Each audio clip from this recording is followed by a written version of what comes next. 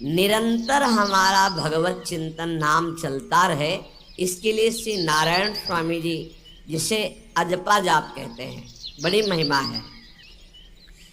कह रहे कि यदि अजपा जाप 4 वर्ष तक सावधानी से कर लिया जाए तो मुझे इसका जो अनुभव हुआ है परम दयालु नारायण की कृपा से, कि उसे 4 वर्ष में भगवत साक्षात्कार हो जाए।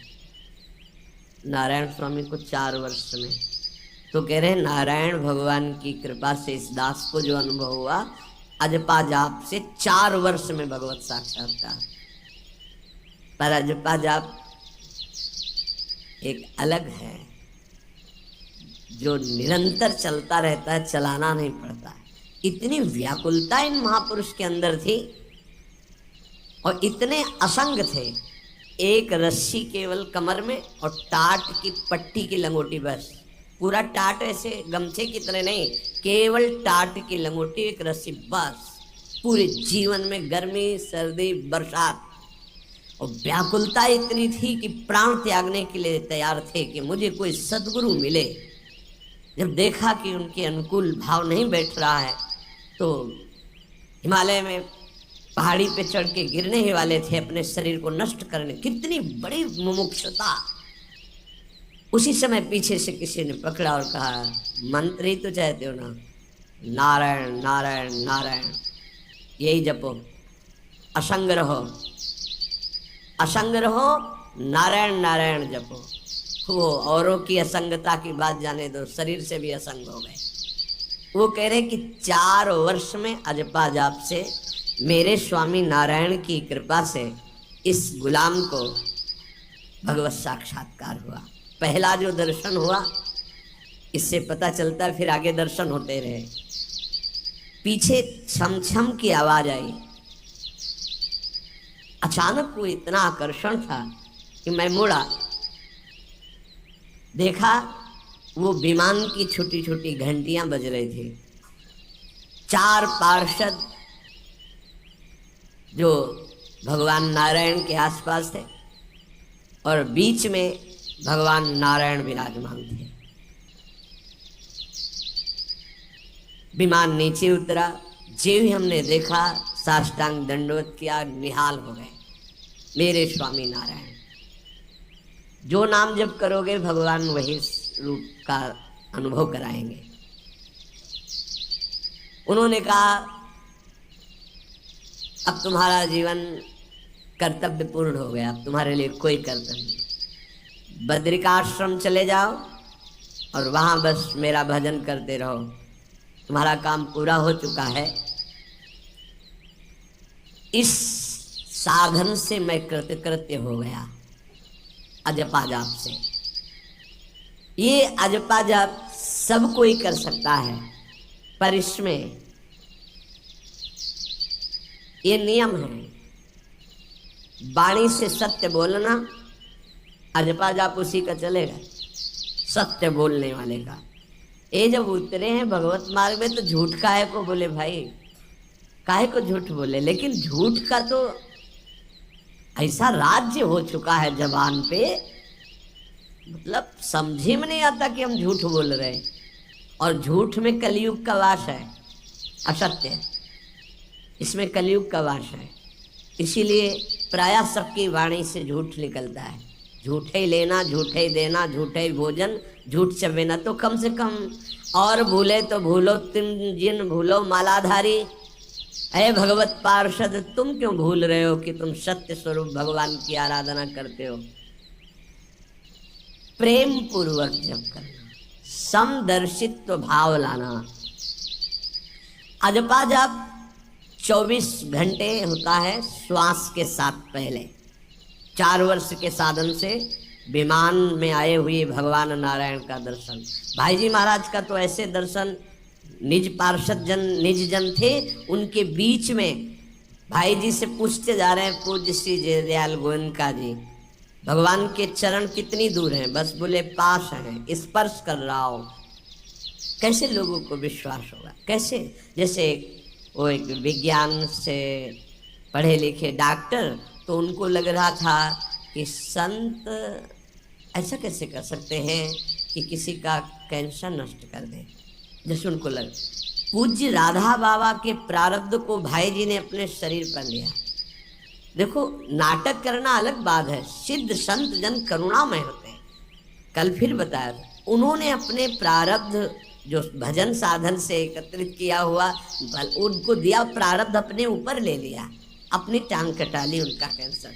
भाई जी अस्पताल में भर्ती रहे राधा बाबा के प्रारब्ध को लेकर के। इन संतों की महान उदारता और महिमा को कैसे कोई जानेगा। ये अजपा जाप में बड़ी सामर्थ्य है। इसमें क्या होता है कि जपना नहीं होता है, पर यहाँ तक पहुँचना कठिन है।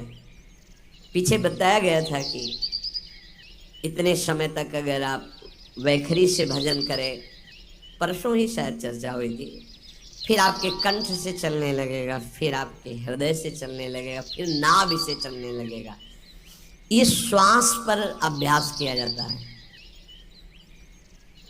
ऐसा जैसे आवाज न निकले पर आप गुनगुनाओ, नाक की वायु को अंदर से काटते हुए नाम के द्वारा, बस आवाज नहीं निकल रही, वो क्या चल रहा है श्वास में।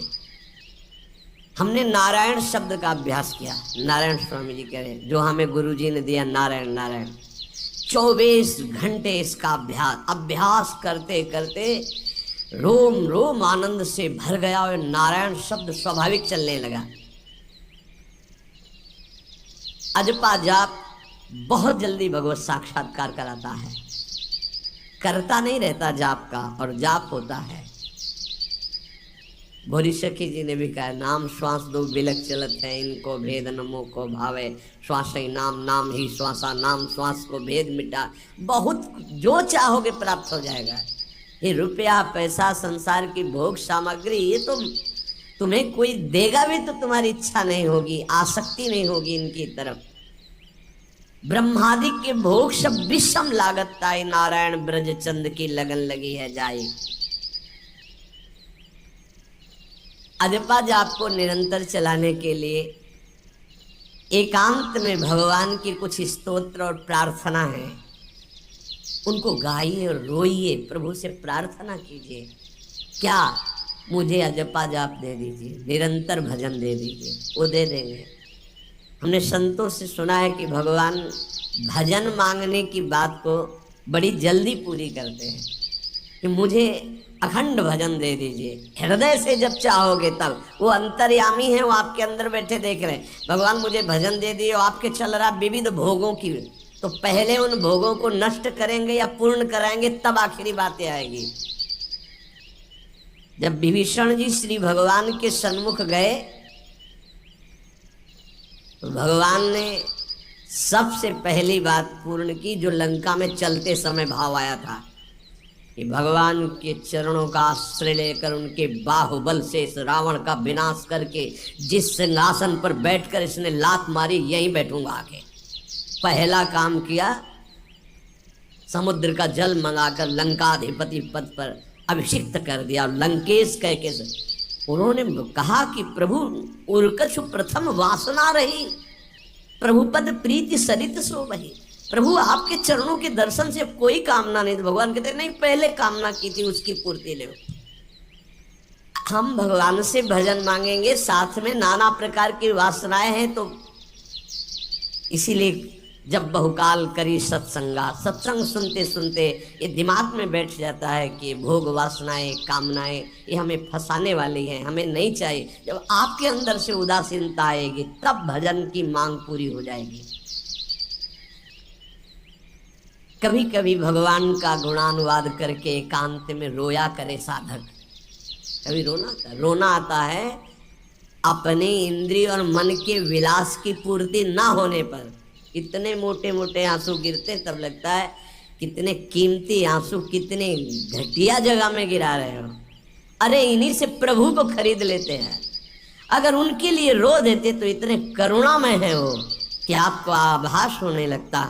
भले हम अंतःकरण उस कोटि की व्याकुलता नहीं कि मेरे प्रभु हम पर कितनी कृपा कर रहे हो। अगर हृदय से उनको पुकारे तो निश्चित वो अनुभव में आ जाते हैं।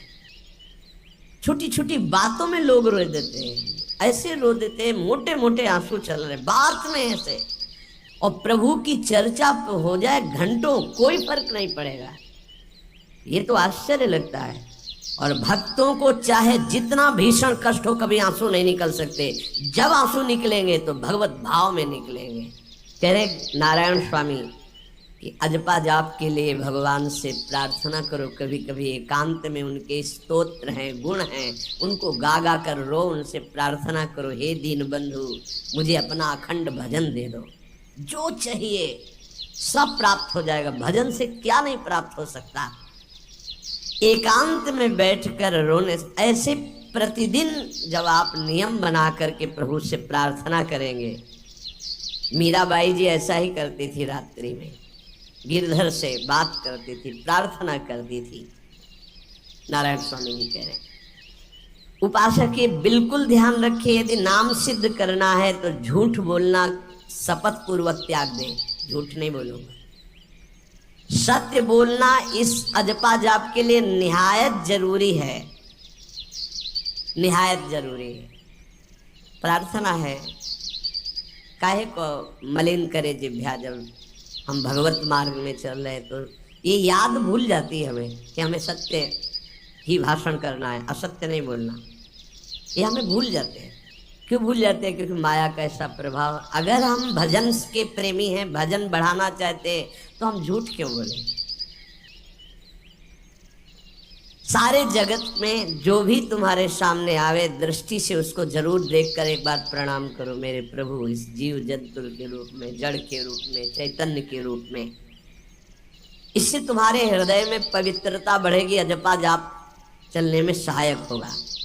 सत्य बोलना, भगवान से एकांत में रोकर प्रार्थना करना, सबके प्रति भगवत भाव रखकर प्रणाम करना, जिससे तुम्हारा कहीं दोष दर्शन नहीं होगा। किसी के मन को दुखाने वाली कभी बात न कहे, किसी को दुर्वचन न कहे, किसी का वैर भाव अपने हृदय में स्वीकार न करे।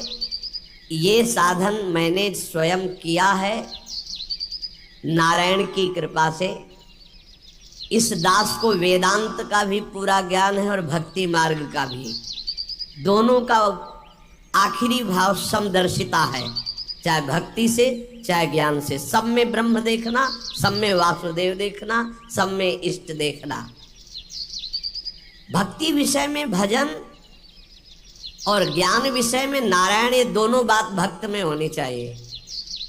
भक्ति का प्रथम और अंतिम विश्राम भजन, हर समय भजन चलना, और आंतरिक ज्ञान का विषय सब में हमारे इष्ट देव। ये दो बातें जरूर होनी चाहिए परिपक्व भजनानंदी होने के लिए।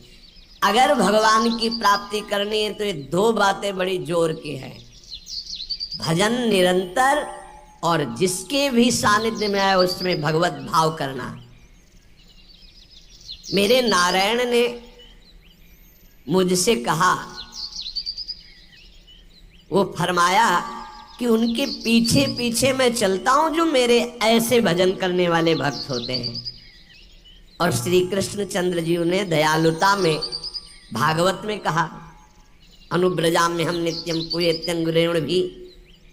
मुझे बहुत रोना आता है बात सुन करके कि दास की चरण रज के लिए स्वामी पीछे पीछे डोलता है। किस भक्त के पीछे? जो दो बातें यहाँ कही, जो निरंतर नाम जप करता है और सब में भगवत भाव रखता है। तो भगवान नारायण ने स्वामी नारायण स्वामी से कहा कि मैं उसके पीछे पीछे डोलता हूं कि उसकी चरण रज मेरे ऊपर पड़ जाए।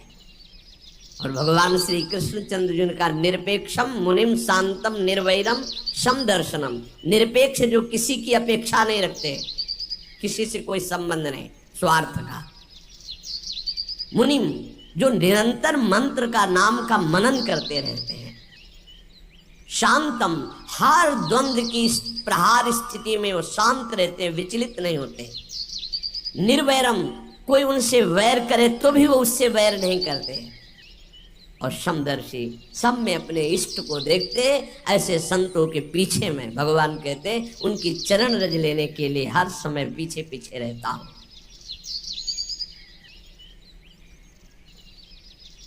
अहिंसा परमो धर्मा शास्त्रों में वर्णन किया गया है, इसलिए किसी भी जीव को कष्ट नहीं पहुंचाना है।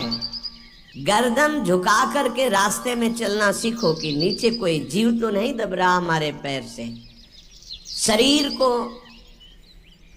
सावधानी पूर्वक, किसी को दुख न पहुंच जाए मेरे शरीर से। वाणी को संभाल कर, किसी के हृदय में बाण न लग जाए, वाणी का बाण न लग जाए। बाहर का प्रहार तो सहा जाता है, लेकिन जब हृदय में शब्द चुभता है वचनों का, ये बाण खरकता रहता है। किसी भी जीव को कभी मारना नहीं, वो तुम्हें नुकसान नहीं पहुंचाएगा। गीता वाटिका में सांप निकला, फण वाला कोबरा।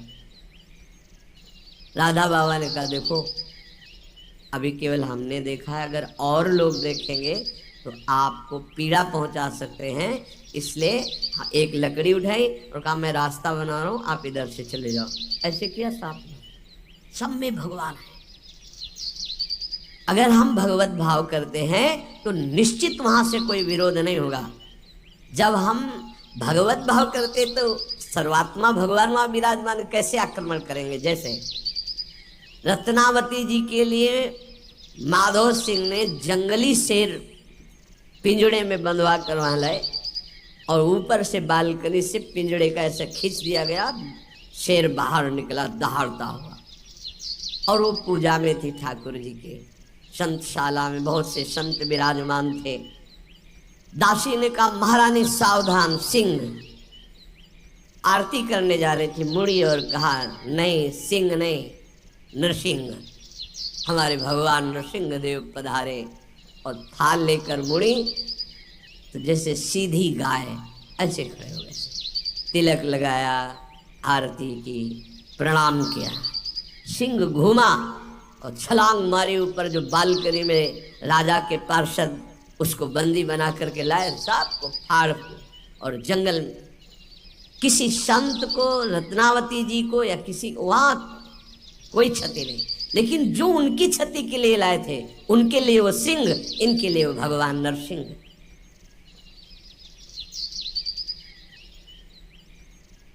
यथा योग्य दूसरे की सहायता करना, ये अपने भजन को बढ़ाने के लिए अत्यंत आवश्यक है। नारायण स्वामी जी कहते हैं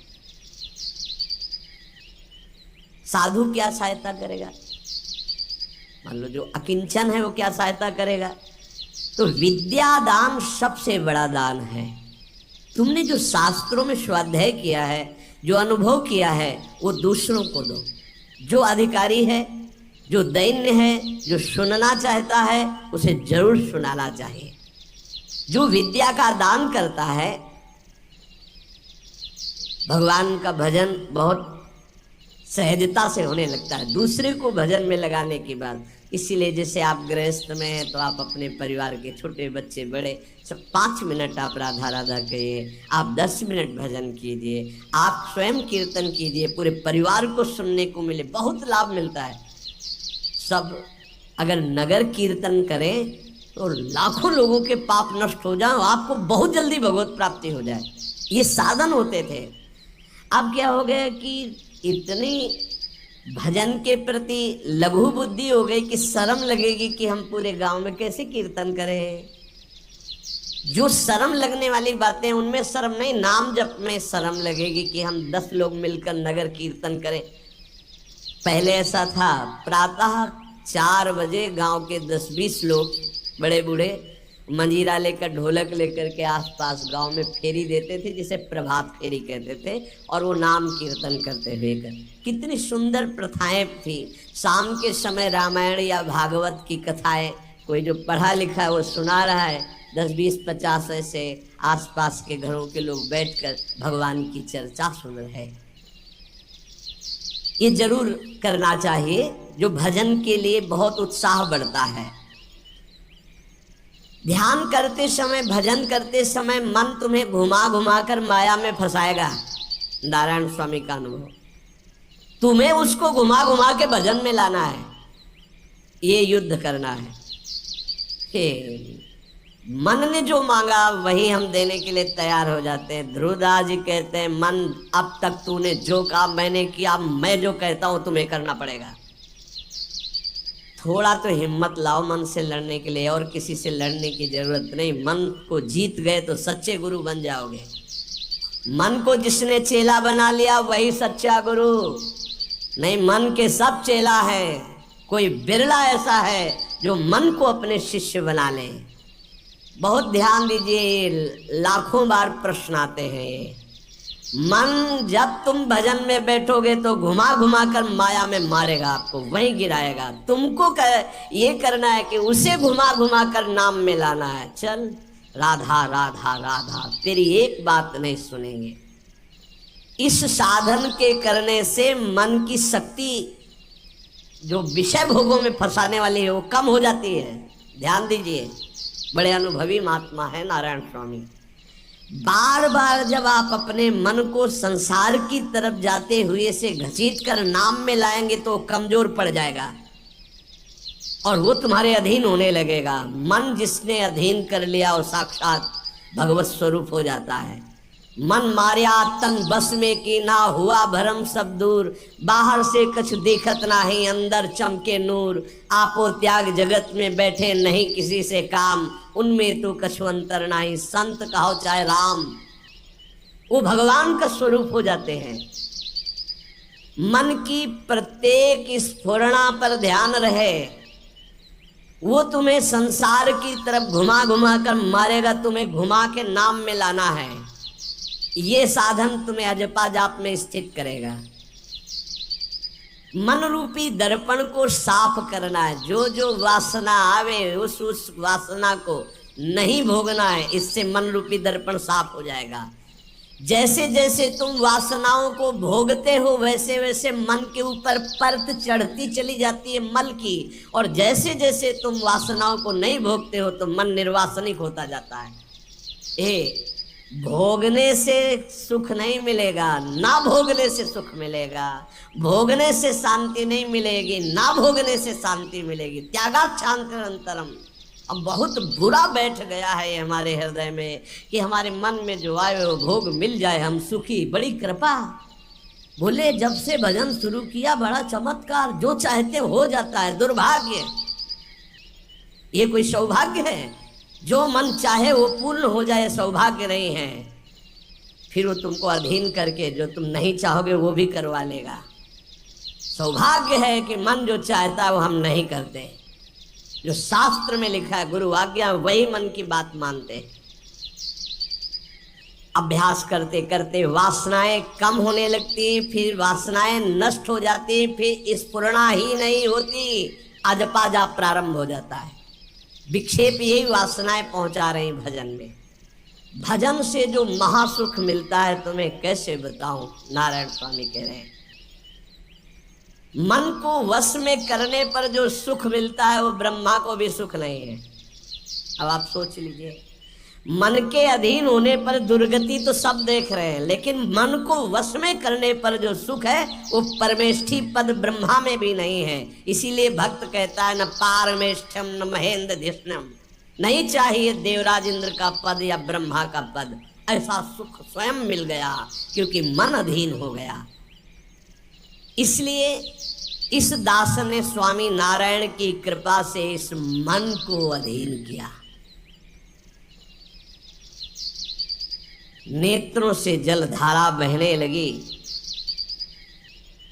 और हर समय नारायण की छवि नेत्रों में बस गई और जिह्वा ने प्रबल रूप धारण कर लिया। नारायण नारायण नारायण नारायण। अभी जिह्वा प्रबल रूप, समोसा चटनी ये वो कैसे नाम मीठा लगे। राधा नाम सुधा रसम, पानी आया मुंह में? नहीं। राधा नाम सुधा रसम, पानी आया मुंह में? नहीं आया। वह भी गरम गरम समोसा चटनी ये या अमुक चीज या अमुक, मुंह में पानी आ जाएगा क्योंकि हमारी जिह्वा का स्वाद बिगड़ गया। बोले हमारी जिह्वा प्रबल हो गई, किस बात में, रुकी नहीं रही, राधा राधा राधा राधा, जैसे राधा बाबा की। नारायण स्वामी जी कह रहे नारायण नारायण नारायण। हमने इसको कैसे वश में किया? बाजार में जाता, मिठाई की दुकान के सामने खड़े होता, जो सब चीज दिखाता, फिर कहता नारायण नारायण नारायण, कुछ नहीं मिलेगा, चलो। फल की दुकान में जाता, जगह जगह इसको हर चीज दिखाया, कुछ नहीं दिया, ये हमको जलाया, और हम नारायण नारायण के द्वारा इसको शांत किया। माया ने हर चीज मंगवाकर हमारे सामने रखी पर नहीं खाया। ध्यान दीजिए, महापुरुष अपने इसको लिखने के पहले उन्होंने लिखा है कि मैं कोई लेखक नहीं हूं, मैं उन साधकों के लिए जो भगवत साक्षात्कार करना चाहते हैं उनके लिए रात्रि में अपने प्रिय नारायण का भजन रोक करके कुछ बातें लिख रहा हूं। अगर इनको स्वीकार करोगे तो आपका भी अजपा जाप चलने लगेगा, आप भी भगवत साक्षात्कार कर लेंगे। जब हमने देखा कि बहुत सुंदर सुंदर भोजन बन करके हमारे सामने माया भेजने लगी, नारायण भेजने लगे, ऐसा नहीं कह रहे, देख लो साधक की चतुरता देखो। माया हमारे सामने अच्छा अच्छा भोजन पकवान, पर मैं कभी उन अच्छे भोजन को नहीं पाता, मामूली साधारण उससे निकाल करके भोजन पाता। जितने सिद्ध हुए हैं उनकी रहनी है ये है। मिठाई चरफरा स्वादिष्ट जवान पर ना रखने का नियम ले लिया, ये बड़ी बात है। अभी कुछ समय पहले एक महापुरुष पधारे, उन्होंने पहले आजीवन मिठाई छोड़ दी, कोई मीठा, फिर नमक छोड़ दिया, फिर भगवदाकार वृत्ति में शरीर भी छोड़ दिया। क्या महापुरुषों ने पाया है कि हम प्राण और शरीरों को इस सब कुछ समझते, पहले ही बता दिया था 3 दिन पहले कि अमुक समय में शरीर छूटेगा, और हंसते खेलते सबके सामने शरीर समाधिस्थ होकर छोड़ दिया। मिठाई स्वादिष्ट चरफरा चाहते अजपा जाप, लेकिन गुलाब जामुन पा करके, बढ़िया बढ़िया पदार्थ पा करके, भाई इनका प्रभाव है, ये भजन में नहीं लगने देंगे, देख लेना, भजन में नहीं लगने देंगे। और अभी 10 दिन केवल हमें समय दो आप, फिर हम आपको देखेंगे कि आप कितना भरपेट भोजन पाते हैं। किसी भी मिठाई में चीनी नहीं पड़ेगी, और किसी भी दाल या कढ़ी में नमक नहीं पड़ेगा, मिलेगा सब कुछ। खीर भी मिलेगी, गुलाब जामुन भी मिलेगा, पर चीनी नहीं होगी। दाल भी होगी, सब्जी होगी, कढ़ी होगी, पर नमक नहीं होगा, चलेगा। 10 दिन बाद आप देखो अगर पेट न पचकने लगे तो स्वाद ही नहीं मिलेगा। ये क्या हो रहा है? ये जवान को संभालना है अजपा जाप के लिए। वो गोस्वामी तुलसीदास जी ने भी कहा, अगर लोन बिना सब्जी ऐसे सीठा भोजन तो बहुत जल्दी नाम सिद्ध हो जाए। तो हम कह रहे चलो ऐसा नहीं सही तो, पर सात्विक को थोड़ा पाना सीखो। देखो माया की व्यवस्था में कमी नहीं रहेगी, व्यवस्था तो बहुत जोर की होती रहेगी, आप चिंता ना करें। खाते खाते मर जाएंगे, भोजन कम नहीं होगा, ये सृष्टि का क्रम है। आप अपने अगर जिह्वा को आपने विविध प्रकार का स्वाद दिया, तो इस दास ने जो अनुभव किया कि नाम जप नहीं चल पाएगा निरंतर। नारायण स्वामी कह रहे देख लो, नाम चलाना है या रसेंद्री, थोड़ा नमक कम हो, नमक डलो। अरे यार, कभी कभी तो साधु को ऐसा सौभाग्य मिलता है कि नमक ना हो, कभी ऐसा बिगड़ा है, चुपचाप दबा के प्रसन्नता से मन की इंद्री को नहीं, शांत, कैसा भोजन, बहुत प्रसाद, बहुत सुंदर था। कभी ऐसा, कभी नमक ना हो, कभी कम नहीं मांगना चाहिए, कम से कम थोड़ा तो कभी कभी अवसर मिले ऐसा। कभी खीर बनाओ, चीनी ना डालो, देखो ना बिल, कभी ऐसा। फिर देखो खीर कौन मांगता है? 1-2 ना के बाद मान लो उपदेश हो गया कि तो एक दोना के बाद खीर नहीं, वो अजपा जाप के लिए खीर मना है अजपा जाप के लिए। ये रसेंद्री का विलास बहुत विचित्र है। खाते खाते मीठा शुगर हो गया, खाते खाते परेशान, लेकिन फिर भी रसेंद्री नहीं मानती। जो निरंतर भजन करना चाहता है उसे 24 घंटे गुरुजनों के द्वारा बनाई हुई दिनचर्या में ही रहना चाहिए। एक दिनचर्या कोई पकड़ लीजिए, एक आज्ञा पालन कीजिए। अगर 100 आज्ञा ना पालन करने की सामर्थ्य आ जाए तो बताना, एक कोई आज्ञा पालन कर लीजिए। वो 100 आज्ञा पालन, और एक आज्ञा उल्लंघन कर दीजिए, 100 आज्ञाओं से आपको नीचे गिरा देंगे। एक दिनचर्या पालन कर लीजिए। आप अपने मन को आज्ञा पर लगा दीजिए, एक दिनचर्या पालन कर लीजिए। कौन सी दिनचर्या ऐसी कठिन जो आप पालन नहीं कर सकते? मैंने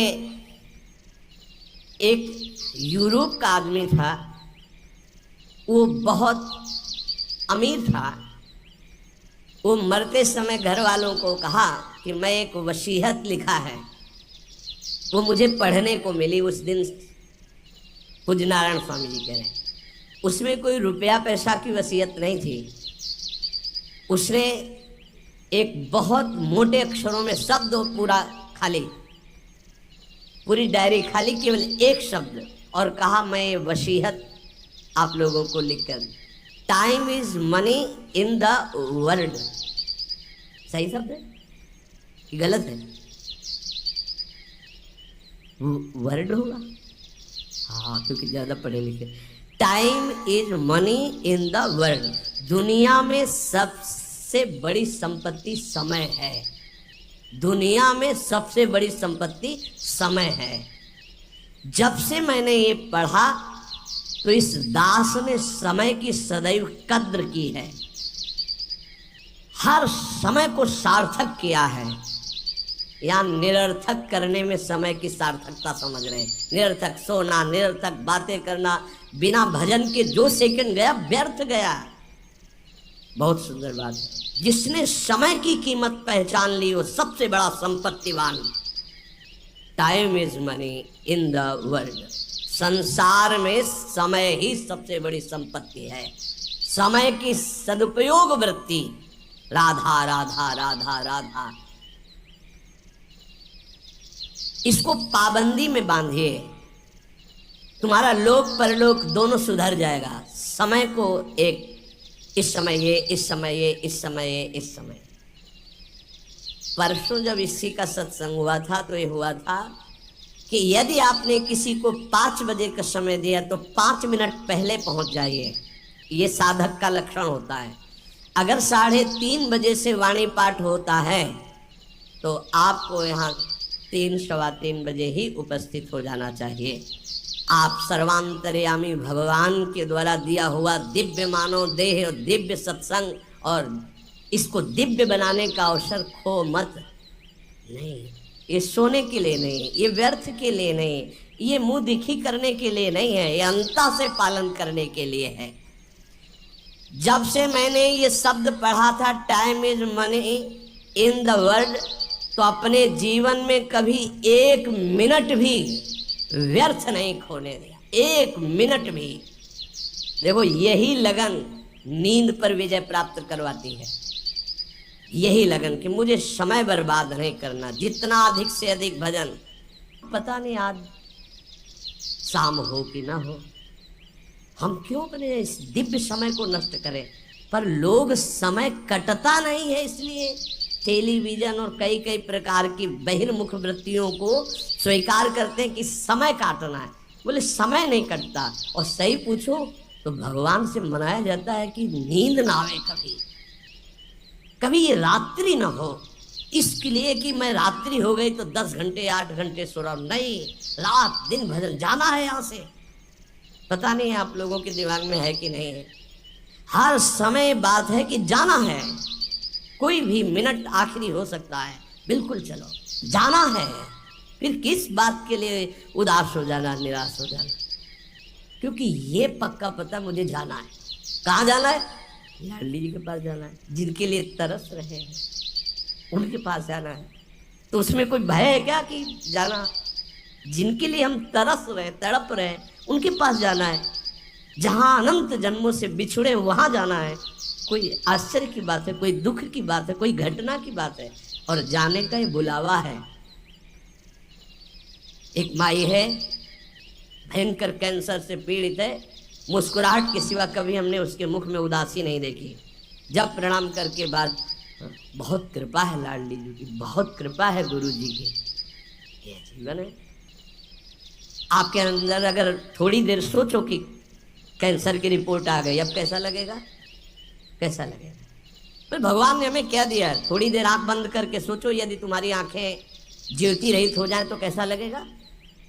घबराहट पैदा हो जाएगी। आप देखो, अभी आंख बंद करो, सोचो, अगर ये सदा सदा के लिए ऐसी हो गई तो भगवान ने कितनी कृपा दी। तुम सुन सकते हो, बोल सकते हो, देख सकते हो, सूंघ सकते हो, चल सकते हो, अभी स्वस्थ हो। समय की कदर करो, नहीं ये समय निकला चला जा रहा है, ये वापस नहीं आने वाला। और स्थिति ऐसी बना लो कि हर स्थिति में तुम्हारा मंजीरा बजने से रुके ना।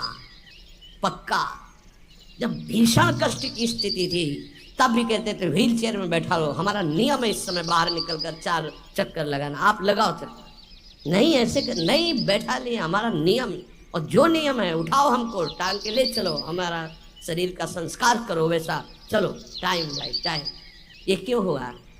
बचपन से इसका अभ्यास और भगवदाश्रय। इसीलिए सबसे प्रार्थना करते हैं, ये किसी एक के लिए नहीं है। व्याधि मंदिरम शरीरम व्याधि मंदिरम, कौन सा देवता प्रकट हो जाए?